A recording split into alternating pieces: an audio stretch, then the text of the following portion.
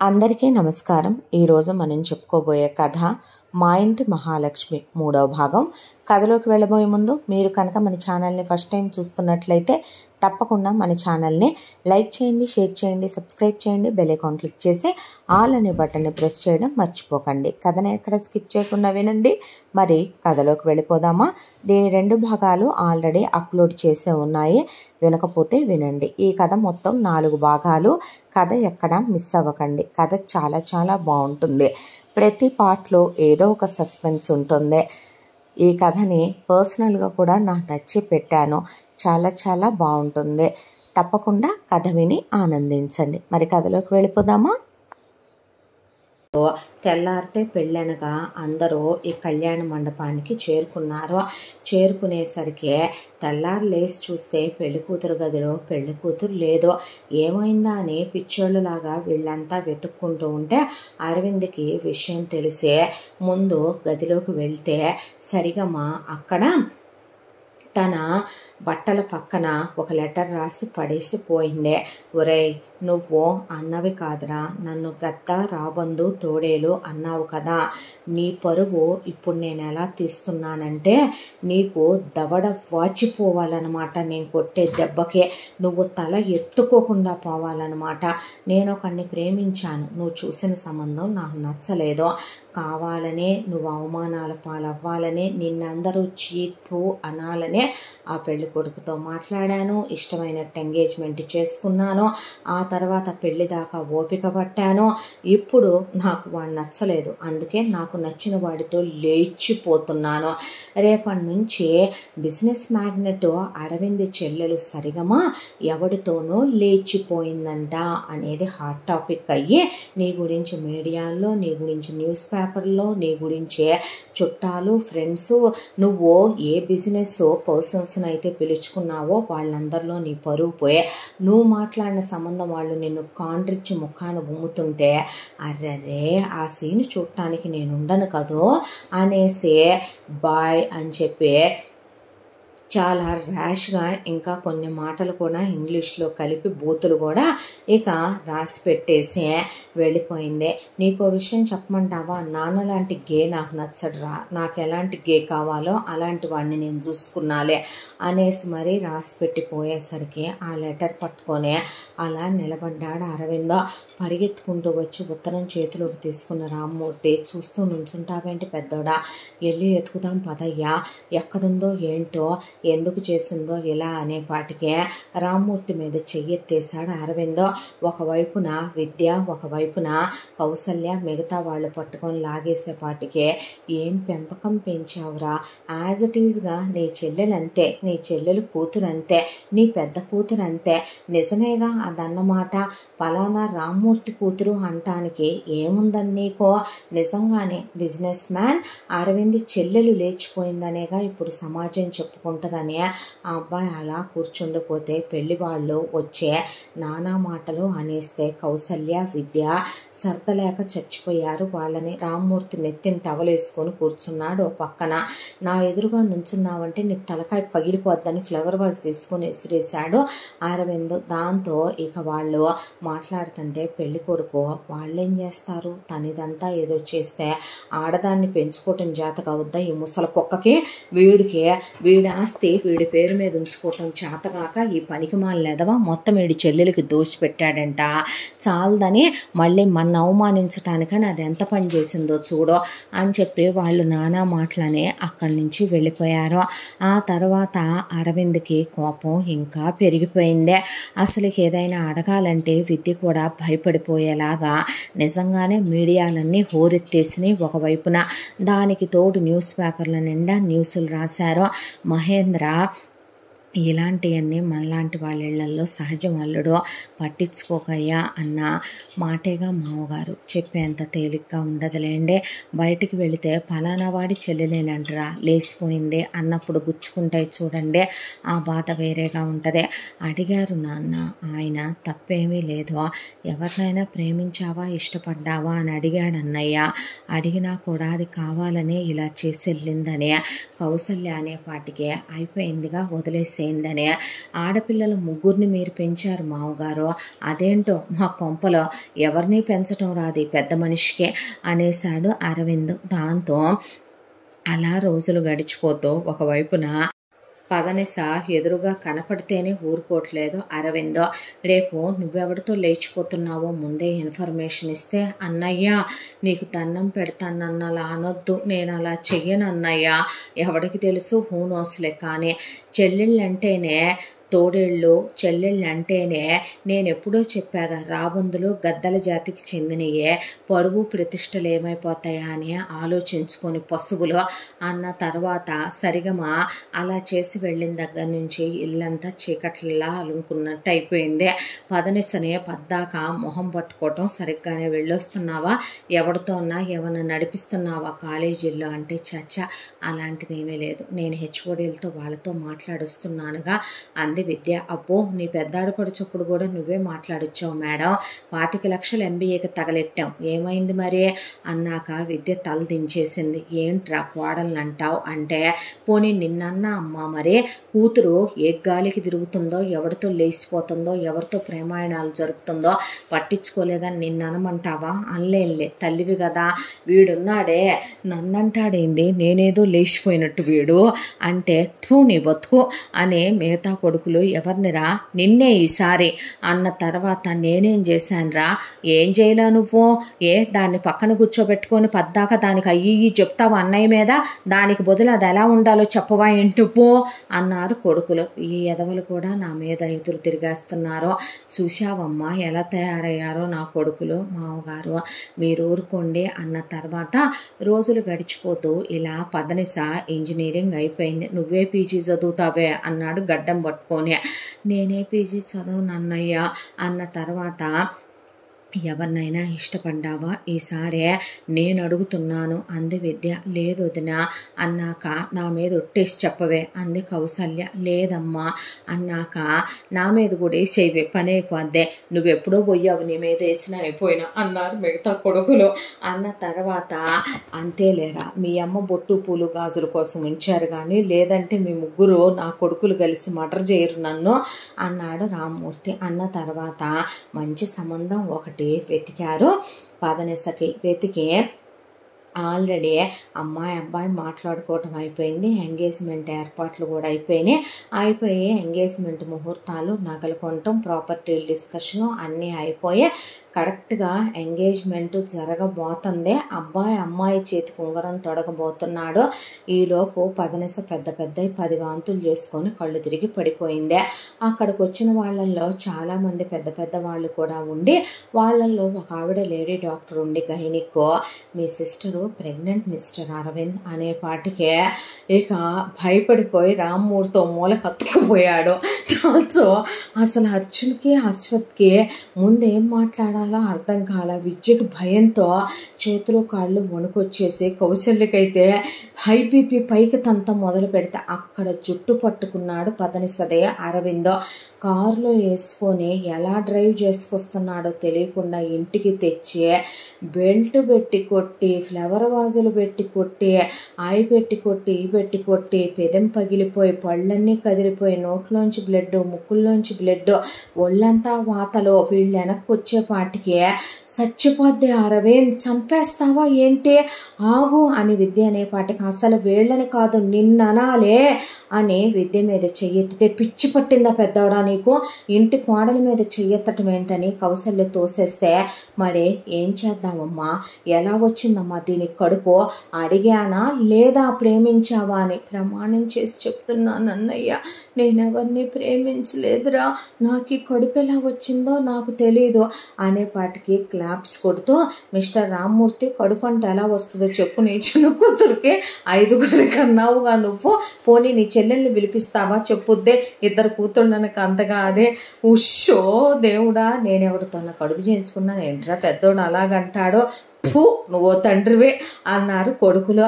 అన్న తర్వాత పోనీ నువ్వు కన్నావుగా అమ్మ 5గురిని, మగాడి చేయకుండానే ఆడదానికి కడుపు వచ్చుద్దా? రోజు ఇది కాపురం చేస్తుందిగా నాతో, అడుగు దీన్ని కడుపు ఎలా వచ్చుద్దో నీ కోడల్ని, మరి నేను చెయ్యొత్తానంటున్నావు. ఎన్నిసార్లు తీస్తారమ్మా వీళ్ళు నా పరువు. వాడు చూస్తే ఉన్నది మొత్తం దాన్ని కూడిసిపెట్టాడు చెల్లెలికే, వాడి చెల్లెలు కూతురు చూస్తే నా గుండెల మీద దెబ్బ కొట్టిందే, నీ పెద్ద కూతురు చూస్తే పెళ్ళని మొత్తం అంతా అయ్యాక లేచిపోయి పరువు తీసిందే. ఇప్పుడు ఇది ఎంత కళ్యాణ మండపంలో ఎంగేజ్మెంట్లో ఇది వామిటింగ్స్ చేసుకొని ప్రెగ్నెంట్ అని వచ్చేస్తుంది ఫ్లాష్ న్యూస్ ఆల్రెడీ. చూసావా, ఆల్రెడీ ఫోన్ల మీద ఫోన్లు. ఇప్పుడు నాకు సింపతీలు ప్రకటిస్తారు జనాలు, ఏంటి దరిద్రం అంతా నాకు అని గొంతు మీద కాలేసి తొక్కేయటానికి వెళ్తే అరవిందో ఇక విద్య పట్టుకొని లాగేసి, ఏం జరిగింది పదనిసా, ఎవరు, ఏం చేశావు అని అడిగేపాటికి, ఏమే చెప్తావా, నిన్ను చంపేవా అన్నారు అర్జున్ అశ్వత్. ఏం పుట్టిందే నీకని కౌసల్య కొడతంటే, ఉండవే దాన్ని చెప్పనే, పోనీ నువ్వే ఏమన్నా ఎవరినైనా నీకు నచ్చినోడు ఎవడైనా ఉంటే కనుక దానికి సెటప్ చేసావా ఏంట్రా నువ్వు అనేపాటికి, అంటే తండ్రిని ఏంట్రా నువ్వు అంది కూతుళ్ళని తార్చుకునేదో అన్నావా నన్ను అనేపాటికి, ఆ పని చేసుకున్నా నీ చెల్లెల్ని బాగుండేది నాన్న, నువ్వు అలాంటి జేవుగా మమ్మల్నిగా ముంచుతావు నువ్వు, పెద్దోడా నేను ఆ పనులు చేయలేదయ్యా అనేసరికి, ఈలోపు పదనేస ఫ్రెండ్ ఒక అమ్మాయి కళ్యాణ మండపం దగ్గర నుంచి ఇక్కడికి వచ్చి ఆ కొట్టిన దెబ్బలు అవన్నీ చూసి, అన్నయ్య ఒక విషయం చెప్పొచ్చా అనేపాటికి, ఏంటి అన్నాడు అరవింద్.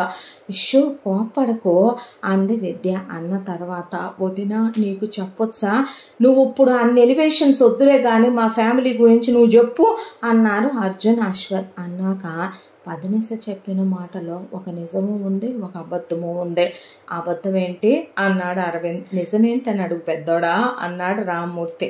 నువ్వు సంతకం పెట్టిన రోజే నిజమని చచ్చిపోయిందిలే కానీ అబద్ధం ఏంటి అన్నాడు. అనేపాటికి అందులో అబద్ధం ఏంటంటే, పదనిస ఎవరిని ప్రేమించలేదు, కానీ పదనిస కాలేజ్కి వచ్చిన దగ్గర నుంచి సీనియర్ పృథ్వీ పదనిసను చూసి ఇష్టపడ్డాడు. కానీ పదనిస మా ఇంట్లో లవ్వులు లాంటి మా అన్నయ్య ఊరుకోడు, చంపేస్తాడు అని అతను రోజు వెంట తిరుగుతున్నా సరే అతనికి నో అని చెప్పింది. కానీ అతను మాత్రం పదనిస మీద చాలా ప్రేమను పెంచేసుకున్నాడు. పదనిస చుట్టూ తిరగటం మొదలుపెట్టాడు. మరి ఆ విషయం ఇది చెప్పలేదేంటే ఇందాక అనేపాటికి, ఏం పోయే కాలం వచ్చిందన్నాడు రామ్మూర్తి. అన్నాక, నేను ప్రేమించానా అని అన్నయ్య అడిగావు, నన్ను ఎవరైనా ప్రేమించారా అని అడగలేదుగా అనేపాటికి, ఓ అంటే నువ్వు ఒకళ్ళని ప్రేమిస్తావు, నిన్నెంతమంది అయినా ప్రేమించవచ్చు. వాటి రామ్మూర్తి ఏం పెంచావు, ఏం కన్నావు. ఒరే నేను అలా ఎవరిని ప్రేమించలేదమ్మా, ఓ మమ్మల్ని ఒక్కదాన్నే టార్చర్ చేశారు మీ ఫ్యామిలీ. పెద్దోడా నువ్వు ఆగయ్యా అన్నాక, ఆ తర్వాత అంది విద్య. అన్న తర్వాత, అంటే అప్పుడు మేమందరం కలిసి ఫీల్డ్ ట్రిప్కి వెళ్ళాం కదా వదిన. ఓ ఇదేగా నా దగ్గర 50,000 తీసుకొని పంపింది ఫీల్డ్ ట్రిప్కి, ఏం చేసావే, అక్కడేమైనా వాడికి కన్ను కొట్టి కాలు గిట్టావా, లేకపోతే కాలు జారి కన్ను గిట్టావా అన్నాడు అరవింద్. అనేసరికి, ప్లీజ్ అరవింద్ అంది విద్య. మరి కడుపు ఎలా వచ్చింది విద్య మేడం అనేపాటికి, అంటే ఆ రోజు అక్కడ పార్టీ జరిగింది, క్యాంప్ ఫైర్ వేసుకున్నాం, అక్కడ కొంతమంది జనాలు ఉంటే డ్యాన్స్ వేసి డ్రింక్ చేసాము, చేసిన తర్వాత మత్తు ఎక్కువైపోయింది, మాకు టెంట్లు ఇచ్చారు, ఎవరి టెంట్ల్లోకి వాళ్ళు వెళ్ళాం, దీని టెంట్లో నేనే పడుకోబెట్టి జిప్పేటి మర్చిపోయి వచ్చేసాను. ఆ తర్వాత దీని టెంట్లోకి పృథ్వీ వెళ్ళాడు.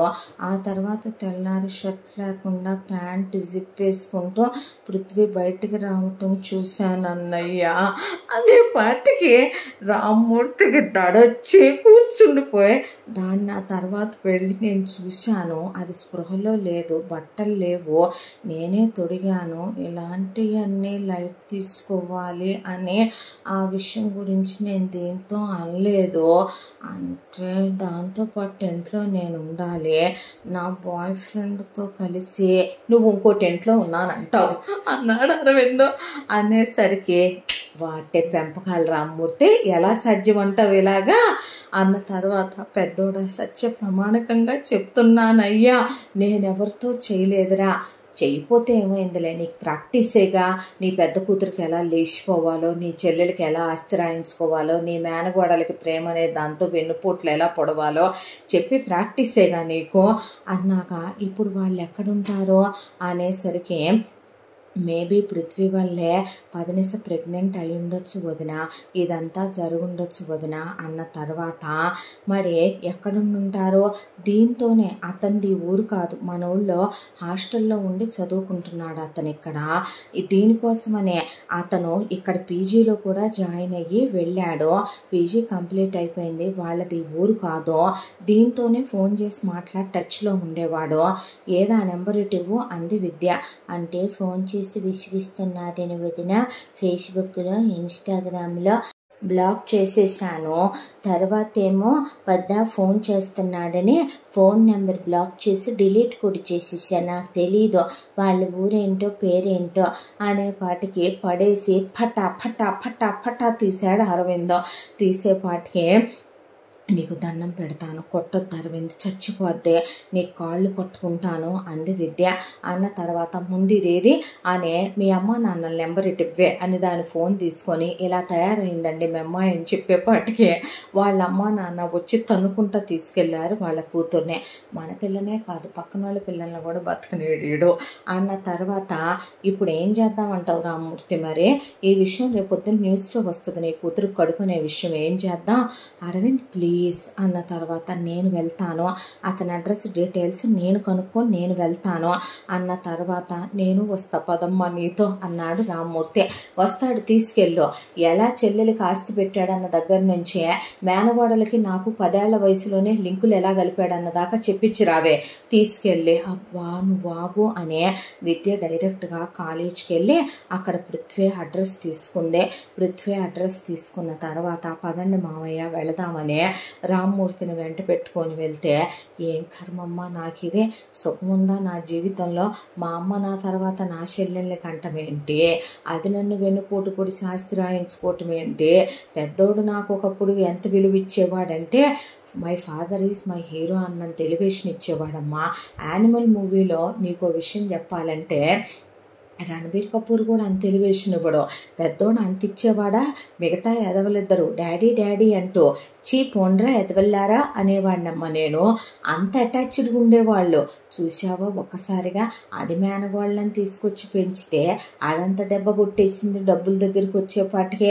పెద్దది ప్రాణం ఒక ఎత్తుగా పెంచుకుంటే దాన్ని పద్ధతిగా ఉండవే అని చెప్పానే తప్ప పెద్దోడికి ఎదురెళ్ళమని ఎప్పుడు చెప్పానమ్మా, నా గోడు చెప్పుకున్నాను కానీ అది లేచిపోయింది. ఇవాళ దీనికి కడుపు వచ్చింది, ఈ కర్మలేంటమ్మా నాకు అన్న తర్వాత వెళ్ళి విద్య ఇదేననుకుంటా మామయ్య ఇల్లు, వీడు బలిసినోడేనమాట అన్న తర్వాత వీడమ్మ ప్రిన్సిపల్ కొడుకులు చేయాల్సిన పనులేనా ఇయ్యి, వీడు బాబు గవర్నమెంట్ ఆఫీసరా అన్న తర్వాత లోపలికి వెళ్ళారు. లోపలికి వెళితే ఎవరు మీరు అని అడిగింది అక్కడున్న ఒక ఆవిడ. అప్పుడే ఏరోబిక్స్ చేసి బాగా టైట్గా ఉన్న డ్రెస్సులు వేసుకొని వస్తుంటే ఇంట్లో ఒక ఆయన వంట చేసుకుంటూ భుజం మీద నాప్కిన్ వేసుకొని గరిట తీసుకొని బయటకు వచ్చి నుంచున్నాడు. మీరు అని అడిగింది విద్య. మా ఇంటికి వచ్చి మమ్మల్ని ఎవరని అడుగుతున్నావు, నువ్వెవరో అందే. అనేపాటికి పృథ్వీ, నేను పృథ్వీ వాళ్ళ మదర్ని, ఆయన పృథ్వీ వాళ్ళ ఫాదర్, ఏంటి విషయం అన్న తర్వాత ఇలా పృథ్వీ ఈ ఊర్లో పీజీ చేశాడు కదండి ఇంజనీరింగ్ దగ్గర నుంచి, సో వాట్ చేస్తే ఏంటి, మా ఆడపడుచు కూడా అదే కాలేజీలో చదువుకుంటుంది, మా ఆడపడుచుని మీ అబ్బాయి ఇష్టపడ్డాడంట. ఆ తర్వాత ఇలా వాళ్ళు ఒక ట్రిప్కు వెళ్ళారు.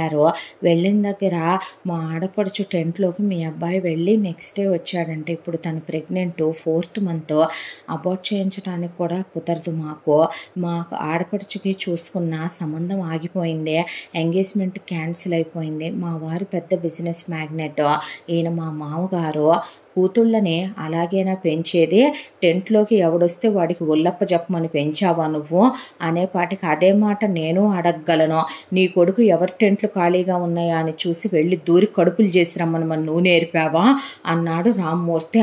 అనేపాటికి వాట్ యు మీన్ అంటే మా అబ్బాయి టెంట్లోకి వెళ్తే మా అబ్బాయే కడుపు చేశాడని గ్యారంటీ ఏంటి మీ ఆడపడుచుకే, ఏం మాట్లాడుతున్నారండి మీరు, మా ఆడపిల్లలు అంత చీప్గా కనపడుతున్నారా ఏంటంటే, ఎంత అహంకారం పనికిరాదు మీకు అనేలోపు పృథ్వీ జిమ్ చేసి అప్పుడే వస్తే బాగున్నాడు వీడు చూడటానికి అనుకున్నాడు. వీడికేం పోయే కాలం అనుకుంటే రామ్మూర్తి ఎవరండి మీరు అంటే, నీకు పదనిస తెలుసా, తెలుసు, ఎలా ఉంది తను అన్న తర్వాత ఇలా ఉంది.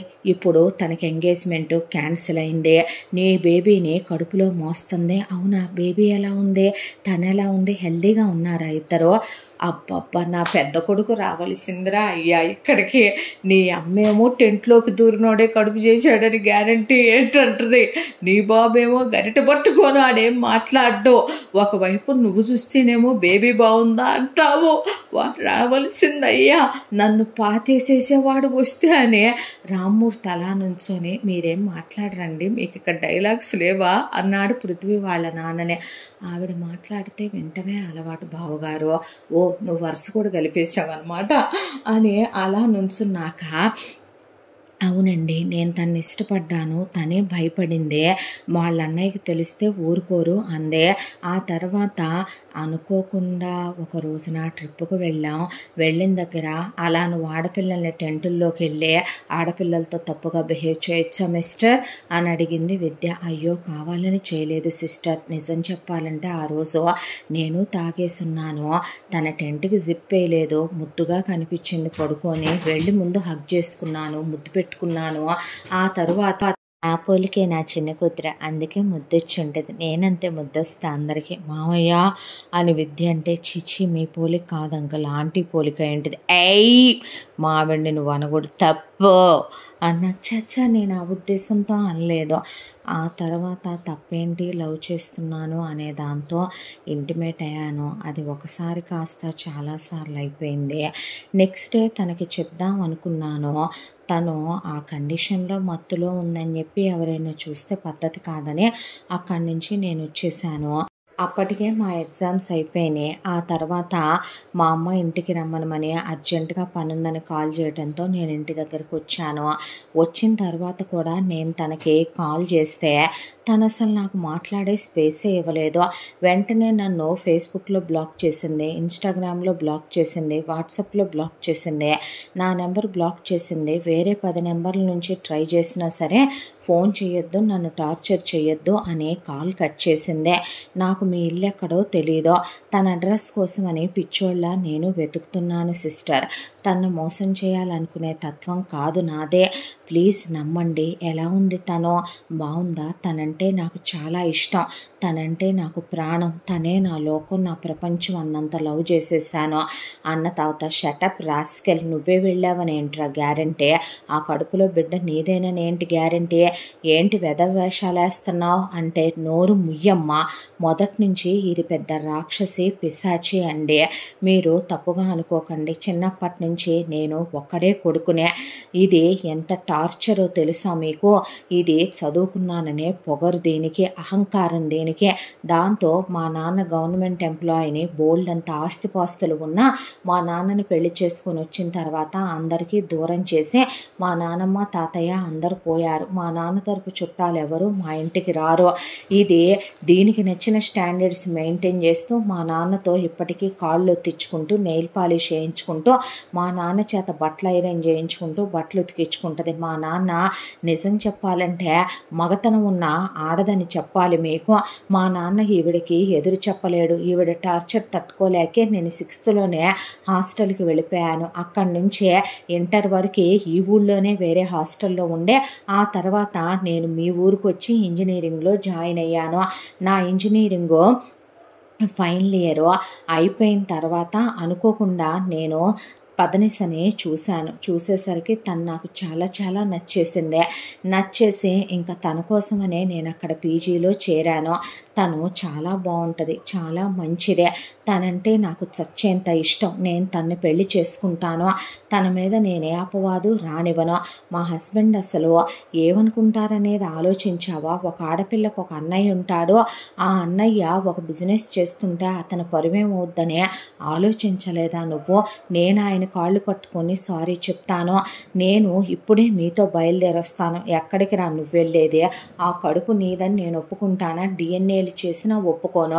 నువ్వు దాన్ని చేసుకుంటానంటే నేనెందుకు ఒప్పుకుంటాను? అది వచ్చి నా కిందే ఉండాలి. ఉండనిస్తానా? బ్రతకనిస్తానా?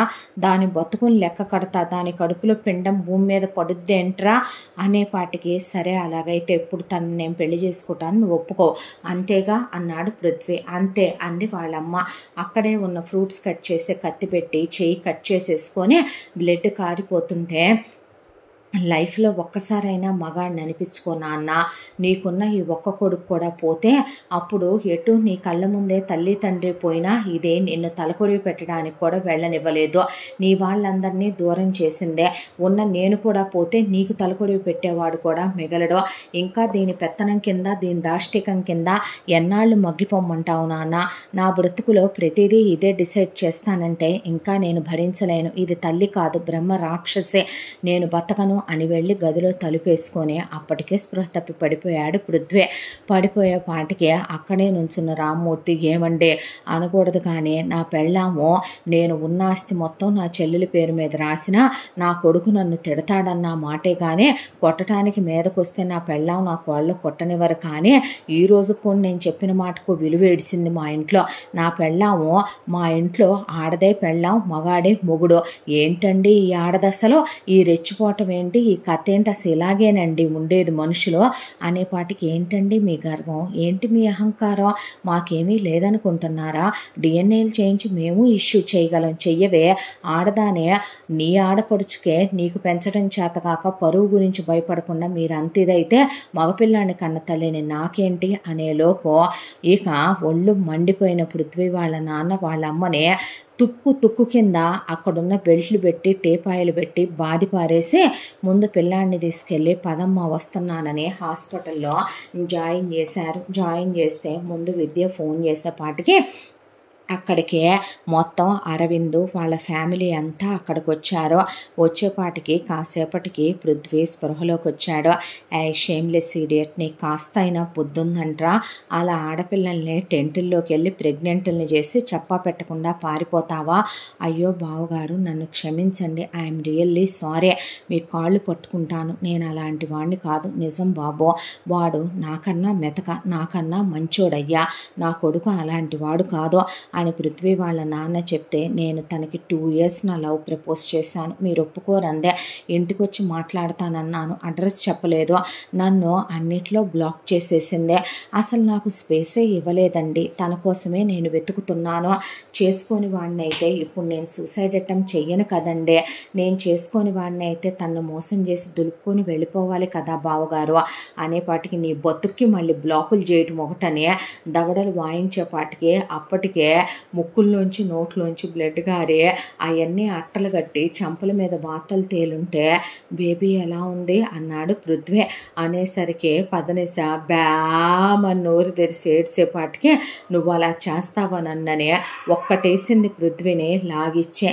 వేసేపాటికి చూడండి, మిమ్మల్ని ఏ విధంగా నమ్మి మా చెల్లెల్ని మీ ఇంటికి ఇచ్చే చెయ్యాలంటారో, ఈవిడ ఇలాంటిదైతే ఈవిడున్న ఇంటికి ఏమని పంపించమంటారు? పర్లేదండి, నేను ఒకటే, నా చెల్లెలకి పుట్టిన తర్వాత ఆ బేబీని తీసుకెళ్ళి ఏ పిల్లలు లేని వాళ్లకు దత్తత ఇచ్చేస్తాను, లేదా ఆ బేబీతో సహా యాక్సెప్ట్ చేసే వాళ్ళని చూసి మ్యారేజ్ చేస్తాను, అంతేకాని మీ వైఫ్ లాంటి వాళ్ళు ఉన్న ఇంటికి ఆడపిల్లల్ని పంపకూడదు.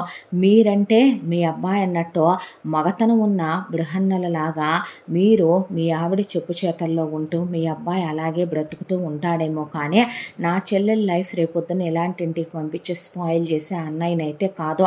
ఈ క్షణం వరకు తప్పు దాందేమో అనుకున్నాను, తప్పు మీ అబ్బాయిదనే, మా చెల్లెలకి ఏ తప్పు ఏ పాపం తెలియదని వీళ్ళందరి ముందే ప్రూవ్ అయిందే, కాబట్టి మేం భయపడాల్సిన అవసరం ఏమీ లేదు కదా ఈ విషయంలో, పదండి ఇంకెక్కడి నుంచి అని అరవింద్ అన్న తర్వాత, ఆగు బాబు అని పృథ్వీ వాళ్ళ నాన్న, నిజమే బాబు, నా పెళ్ళాం కింద మనుషులనే వాళ్ళు ఉండలేరయ్యా, నువ్వు పెళ్లి చేయకపోతే నా కొడుకు ఇప్పుడే నరం కోసేసుకొని చచ్చిపోతానన్నాడు.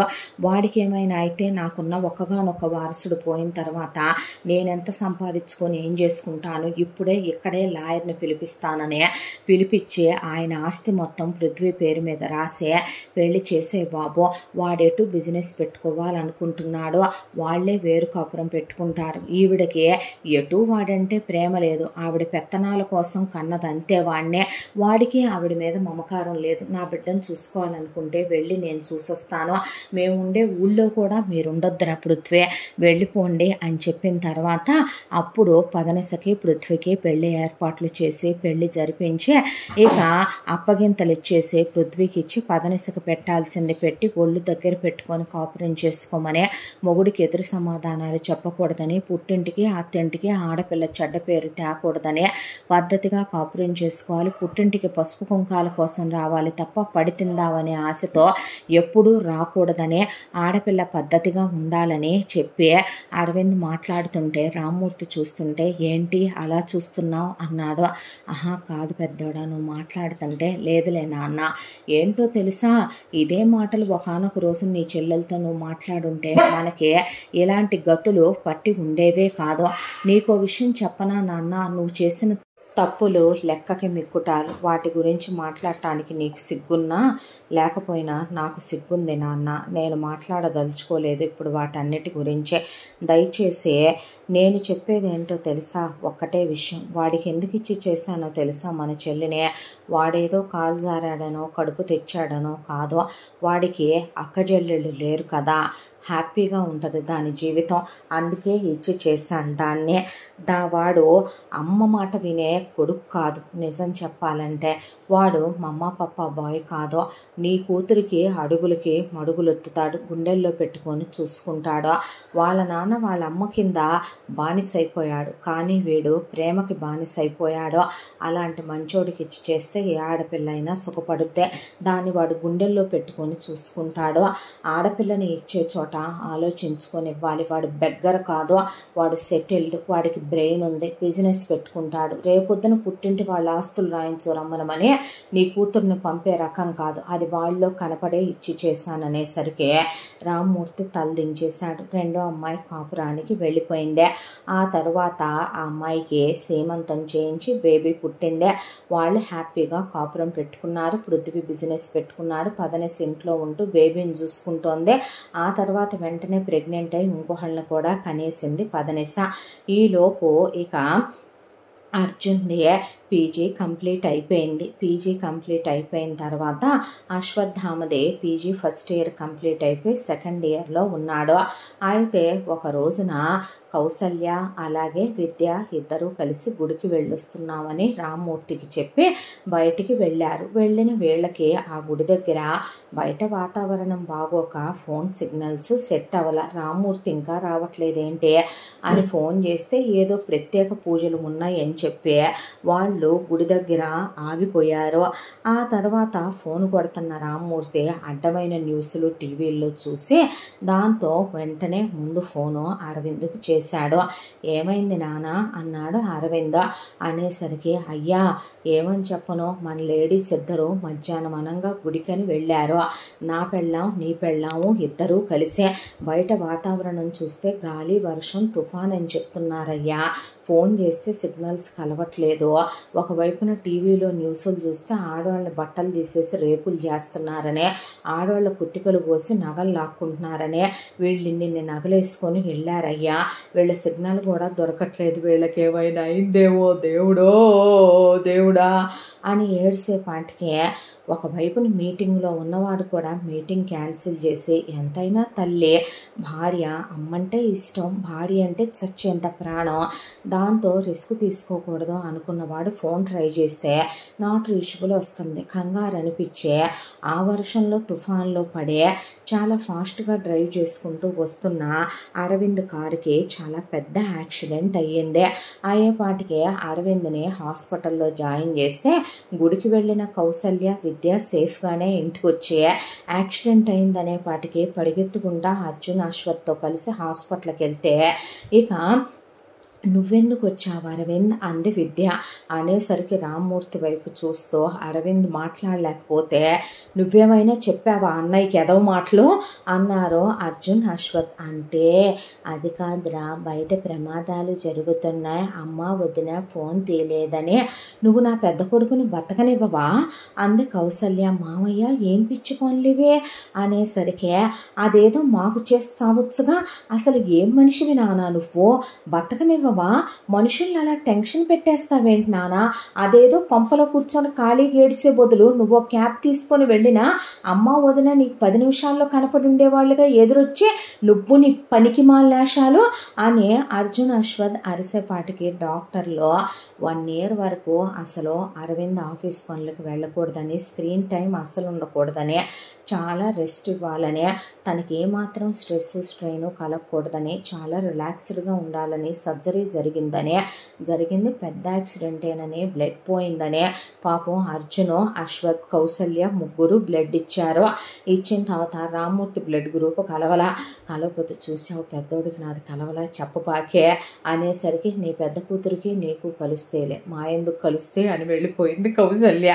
ఇది కూడా అనేసింది, చూసావురా నన్ను చిన్నోడా, చి నోర్మై అన్నాడు చిన్న కొడుకు. అన్న తర్వాత కొద్దిగుంటే నా గుండె ఆగిపోయింది మావయ్య, ఆయనకి ఏమన్నా అయితే నేను బతుకుతానా, మరీ కాకపోతేనమ్మా ఇంకో పెళ్లి చేసుకోవా అనేసరికి కౌసల్య మొగుడిని చంపి నేను జైలుకి వెళ్ళానని నా చరిత్ర తిరగరాయించొద్దు నువ్వు అనేసి, ఏం బతుకున్నానా నీదే, వాడు పెట్టే తింటా వాడిపోతే వదినకు ఇంకో పెళ్లి చేస్తావా నువ్వు, తండ్రివైనా మాట్లాడటం వచ్చా నీకు థూ అన్నారు కొడుకులు. ఆ తర్వాత ఇంటికి వచ్చిన తర్వాత ఆఫీసును చూసుకోవాలి, ఆఫీస్కి వెళ్ళాలి. ఒకవైపున అరవింద్ దగ్గర పద్దాకు మనిషి ఉండి చూసుకోవాలి. విద్యకు సరిపోతుంది అరవింద్ను చూసుకోవటం. అక్కడికి ఇంట్లో పని వాళ్ళ చేత ఇంటి భారం అంతా నెత్తినేసుకొని ఒకవైపున కౌసల్య ఇల్లు చూసుకుంటుంది. రామ్మూర్తి పని పాట ఏమీ చేయడుగా టీవీ రిమోట్ వేసుకొని కూర్చోవటం తప్ప ఆఫీస్కి పంపిన ఆఫీస్ వ్యవహారాలు చక్కబెట్టడము చేతై సావదాయ.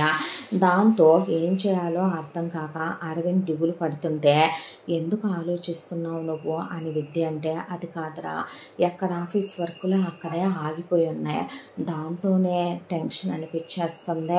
ఇప్పుడు అది నేను ఎన్నో కలలతో ఆశలతో నిర్మించుకొచ్చాను, కుప్పకూలిపోద్దిరా. కాంపిటీటర్స్ మనం ఎక్కడ డౌన్ అయితే అక్కడ బిజినెస్ మీద కన్నేసి ఉంటారు, బిజినెస్ని దెబ్బతీయటానికి, నీకు తెలియంది కాదుగా అనేసరికి అలా ఆలోచిస్తూ కూర్చుంటే అర్జున్ అశ్వథ్ ఇద్దరు కలిసి తలుపు కొట్టారు.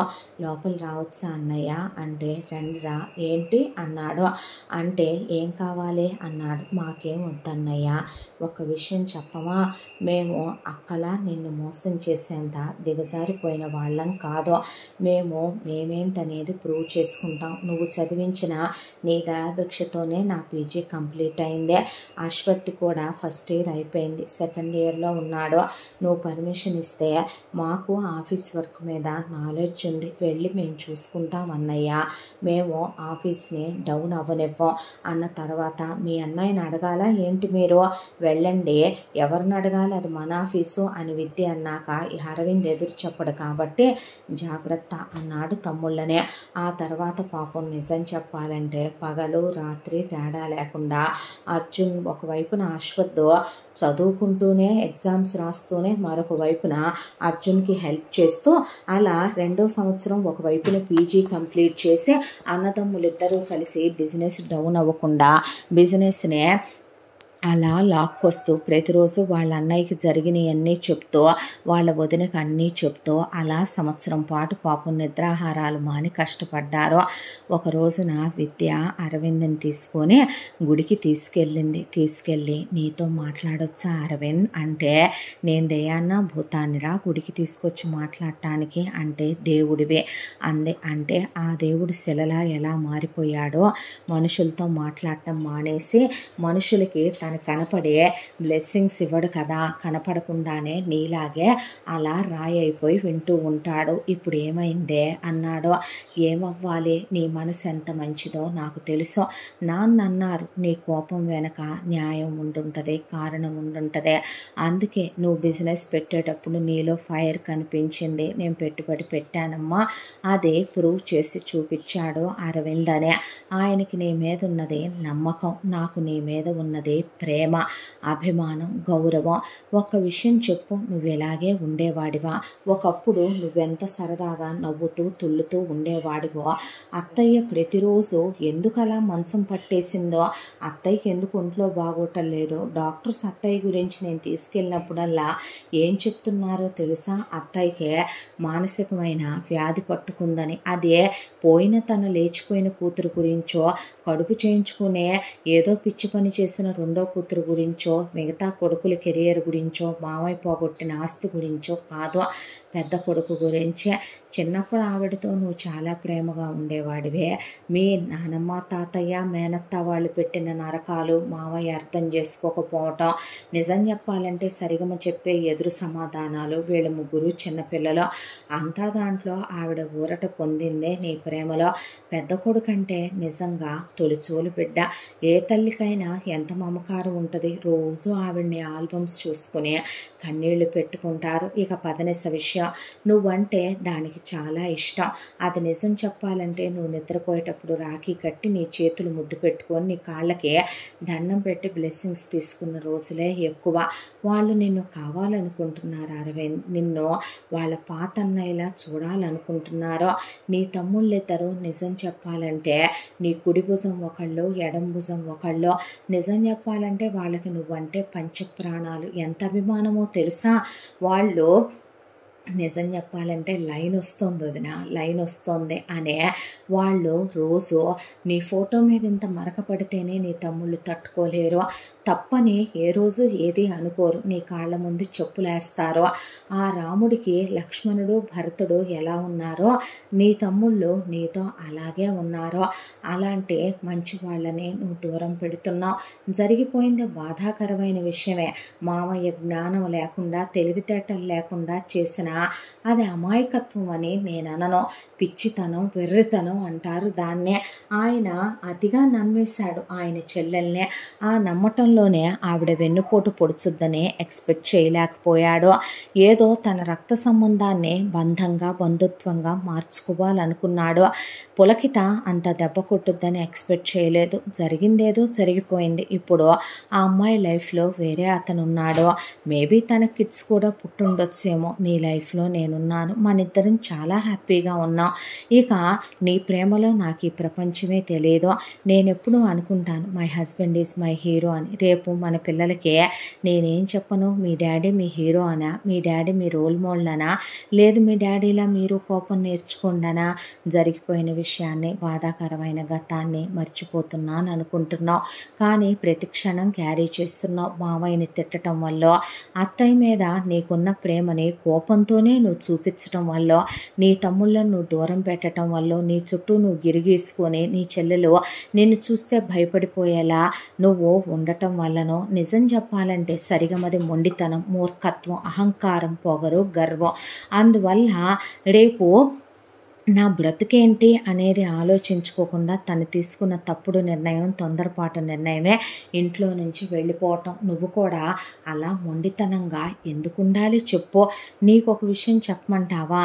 మామయ్యనేమీ అనొద్దు. అత్తయ్యతో నువ్వు ఎప్పుడో ఉన్నట్టే ఉండో. నీ తమ్ముళ్ళనే నువ్వు ఆఫీస్కి తీసుకువెళ్ళు. వాళ్ళతో నువ్వు ప్రేమగా, మమకారంగా ఉండో. ఈరోజు వాళ్ళు లేకపోతే నిజం చెప్పు, ఈ 1 ఇయర్గా ఎవరిని నమ్మి ఆఫీస్ అప్పచెప్పి ఉండేవాడివే? వాళ్ళకి నువ్వు ప్రతి నెల ఇంతని శాలరీగా తీసుకుంటావు, మన కంపెనీయే అయినా. అలాగే వాళ్ళకు కూడా పర్ హెడ్ 5 lakhs ఇవ్వు. నువ్వు 5 lakhsగా తీసుకుంటావు. అలాగే ఇవ్వు. వాళ్ళ ఖర్చులు ఉంటాయి. రేపు పెళ్ళిళ్ళు అవుతాయి, ఫ్యామిలీలు వస్తాయి, హ్యాపీగా ఉంటారు. రేపొద్దున అది మన ఒక్కళ్ళది కాదు, మీ ముగ్గురిది అన్నట్టే కష్టపడండి. రేపొద్దున షేర్ తీసుకునేటప్పుడు అలాగే తీసుకోవచ్చు. నువ్వెందుకు వాళ్ళనే దూరం పెడుతున్నావు? నువ్వెందుకు నీ మనసుకి నువ్వు శిక్ష వేసుకుంటున్నావు చెప్పు అని అడిగింది ఆ అమ్మాయి. దాంతో కళ్ళల్లోంచి నీళ్ళు ఎలా కారిపోయి కళ్ళు ఎర్రగా అయిపోయాయి. భార్యని హక్ చేసుకొని వెక్కి వెక్కి ఏడ్చేశాడు. ఏడ్చేసేపాటికి ఏడ్చే అరవింద్ గుండె బరువు తీరిపోవాలి, భారం తీరిపోవాలి. గూడు కట్టుకున్న ఇన్నేళ్ల దుఃఖం పటాపంచలైపోవాలి. నిన్ను మోసం చేసి నీకు ద్రోహం తలపెట్టిన వాళ్ళు ఎప్పటికీ బాగుపడరు. అలాగనే నువ్వు మంచి వాళ్ళకి దూరం అయిపోయి వాళ్ళ ప్రేమకి దూరం అయిపోయి అందరి దృష్టిలో నా మొగుడు అందరికీ శత్రువు అయిపోవటం నీ భార్యగా నేను తీసుకోలేకపోతున్నాను. పదనేసకి ఏం తక్కువ, ఇద్దరు పిల్లలు, బంగారం లాంటి మొగుడు, మంచి బిజినెస్ కళ్ళల్లో పెట్టుకొని చూసుకుంటున్నాడు. అత్తయ్యకి మావయ్యకి మనమున్నాము. అర్జున్కి అశ్వత్కి రేపు పెళ్ళైతే మంచి అమ్మాయిల్ని చూసి పెళ్లి చేస్తే హ్యాపీగా ఉంటారు. ఏదో ఒక రోజుకి ఎక్కడుందో సరిగమ మన విలువ తెలుసుకోకపోదు, తిప్పి రాకపోదో. నువ్వు అనవసరంగా నీ కుటుంబాన్ని నేను వచ్చిన తర్వాత వాళ్ళు హ్యాపీగా ఉండుండొచ్చు, కానీ నువ్వు వాళ్ళతో ఉన్నంత హ్యాపీగా అయితే ఎవరు నాతో ఉండరు కదా, నేను బయటదాన్ని కదా అని చెప్పేసరికి నువ్వు మా ఇంటి మహాలక్ష్మివిరా అనే ఆ అమ్మాయిని కౌగిలించుకొని ముద్దు పెట్టుకున్నాడు. ఇంటికి వెళ్ళిన తర్వాత తమ్ముళ్ళు అలిసిపోయి ఇంటికి వచ్చేసరికి అలా వాళ్ళ వైపు చూస్తూ నుంచొని ట్రెండ్రా అన్నాడు. అంటే దగ్గరకు వస్తే తమ్ముళ్ళని కౌగిలించుకుంటే షాక్ అయి వాళ్ళ అన్నయ్యని గట్టిగా కౌగిలించుకొని ముద్దులు పెట్టుకొని వెక్కి వెక్కి ఏడ్చారు. మోకాళ్ళ మీద కూర్చొని వాళ్ళ అన్నయ్య ఒళ్ళో తలకాయ పెట్టే కౌసల్య పరిగెత్తుకుంటూ వెళ్ళి అరవింద్ను కౌగిలించుకుంది. రామ్మూర్తి ఐఎమ్ సారీ నాన్న, తప్పు చేశానురా అన్నాక వదిలే డాడీ జరిగిన విషయాలు అన్నాడు.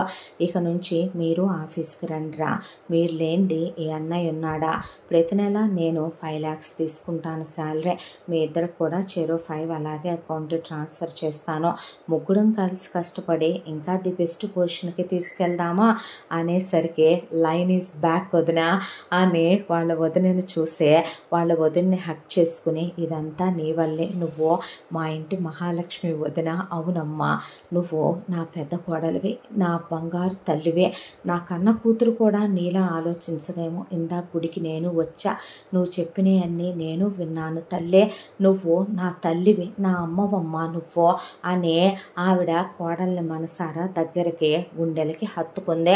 ఆ తర్వాత ఇల్లంతా సంతోషాలే, అన్నదమ్ములు కలిసిపోయారు. పదనేసి వచ్చి వాళ్ళ అన్నయ్యని కౌగిలించుకొని చాలా హ్యాపీగా పిల్లల్ని ఒళ్ళో కూర్చోబెట్టి వాళ్ళ అన్నయ్యకి మనసారా ముగ్గురికి రాఖీలు కట్టుకొని ఆ తర్వాత సంబరంగా 4 రోజులుండే పసుపు కుంకాలే పెట్టన్నయ్య, ఇవే చాలా విలువైనవి కదూ అనుకొని వెళ్ళి సంతోషంగా ఉన్నారు. ఇంతటితో మా ఇంటి మహాలక్ష్మి 3వ భాగం పూర్తి. ముగింపు భాగంతో మళ్ళీ కలుసుకుందాం. తప్పకుండా మన ఛానల్ని లైక్ చేయండి, షేర్ చేయండి, సబ్స్క్రైబ్ చేయండి, బెల్ ఐకాన్ క్లిక్ చేసి ఆల్ అనే బటన్ని ప్రెస్ చేయడం మర్చిపోకండి. ఇంత మంచి కథను మనకు అందించిన కథా రచయిత్రి జే యామిని శ్రీనివాస్ గారు. ముగింపు భాగంతో మళ్ళీ మీ ముందుకు వస్తా. Thank you so much.